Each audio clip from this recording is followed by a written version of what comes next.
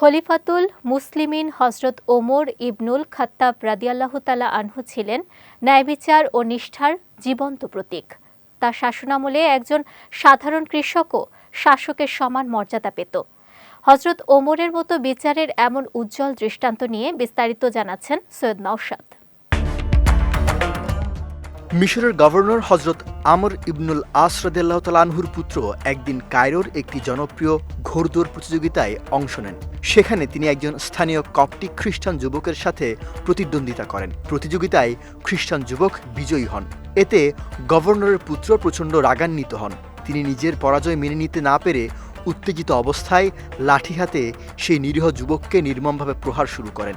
প্রহারের সময় তিনি চিৎকার করে বলছিলেন, তুমি কি জানো না আমি কে? আমার বাবা মিশরের গভর্নর।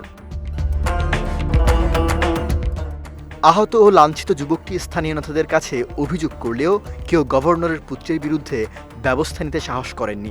শেষ পর্যন্ত এক সাহসী ব্যক্তির পরামর্শে তিনি সরাসরি মদিনায় গিয়ে খলিফা ওমর রাদিয়াল্লাহু তাআলা আনহুর দরবারে নালিশ করেন। ঘটনা শুনে হযরত ওমর রাদিয়াল্লাহু তাআলা আনহু অত্যন্ত ক্রুদ্ধ হন। তিনি তৎক্ষণাৎ মিশরের গভর্নর আমর ইবনুল আস রাদিয়াল্লাহু তাআলা আনহু ও তার পুত্রকে মদিনায় হাজির হওয়ার নির্দেশ দেন। যখন তারা উপস্থিত হলেন, ওমর রাদিয়াল্লাহু তাআলা আনহু যুবককে বললেন, এই লাঠিটি নাও এবং যে পরিমাণ প্রহার তুমি সহ্য করেছ ঠিক ততটাই তাকে প্রহার করো। যুবক লাঠি হাতে এগিয়ে গেলে গভর্নরের পুত্র ভয়ে কাঁপতে থাকেন। তখন ওমর রাদিয়াল্লাহু তাআলা আনহু তাকে ধমক দিয়ে বললেন, ক্ষমতার দম্ভে আজ তুমি একজন নিরীহ মানুষকে মারতে সাহস পেয়েছিলে। জেনে রাখো, আল্লাহর আইনের সামনে সবাই সমান।